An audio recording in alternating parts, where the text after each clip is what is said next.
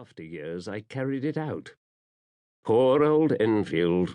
He fell on evil fortunes, for in trying to bolster up a favourite son who was a gambler, a spendthrift, and an ungrateful scamp, in the end he was practically ruined, and when the bad times came was forced to sell the Fulcombe estate.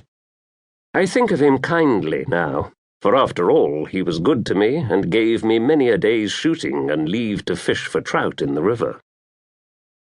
By the poor people, however, of all the district round, for the parish itself is very small, my father was much beloved, although he did practice confession, wear vestments, and set lighted candles on the altar, and was even said to have openly expressed the wish, to which, however, he never attained, that he could see a censer swinging in the chancel.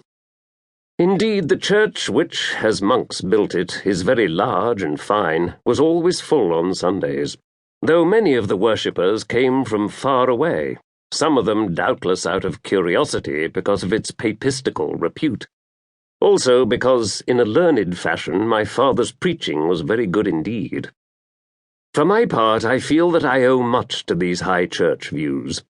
They opened certain doors to me and taught me something of the mysteries which lie at the back of all religions and therefore have their home in the inspired soul of man whence religions are born. Only the pity is that in 99 cases out of 100 he never discovers, never even guesses at that entombed aspiration, never sinks a shaft down onto this secret but most precious vein of ore. I have said that my father was learned, but this is a mild description, for never did I know anyone quite so learned.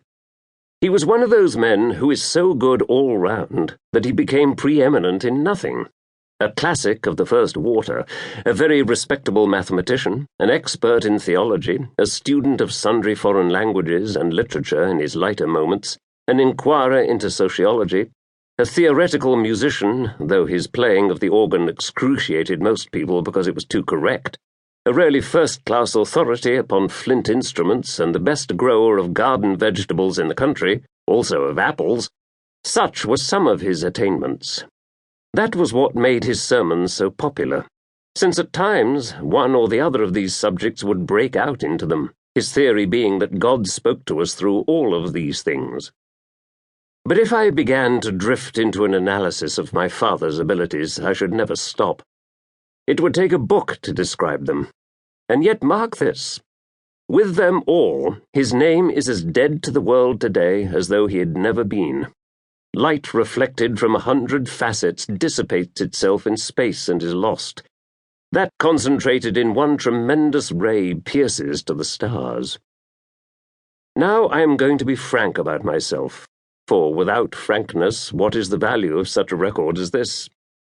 Then it becomes simply another convention, or rather conventional method of expressing the octoroon kind of truths with which the highly civilized races feed themselves, as fastidious ladies eat cakes and bread from which all but the smallest particle of nourishment has been extracted. The fact is, therefore, that I inherited most of my father's abilities, except his love for flint instruments, which always bored me to distraction, because although they are by association rarely the most human of things, somehow to me they never convey any idea of humanity.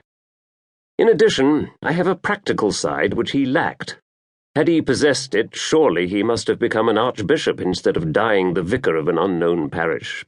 Also, I have a spiritual sense, mayhap mystical would be a better term, which with all this religion was missing from my father's nature.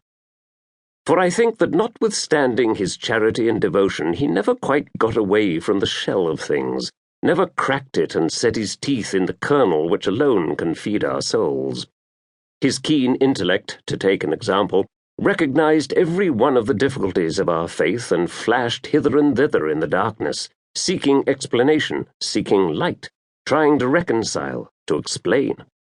He was not great enough to put all this aside and go straight to the informing soul beneath that strives to express itself everywhere, even through those husks which are called the world, the flesh, and the devil, and as yet does not always quite succeed. It is this boggling over exteriors, this peering into pitfalls, this desire to prove that what such senses as we have tell us is impossible, is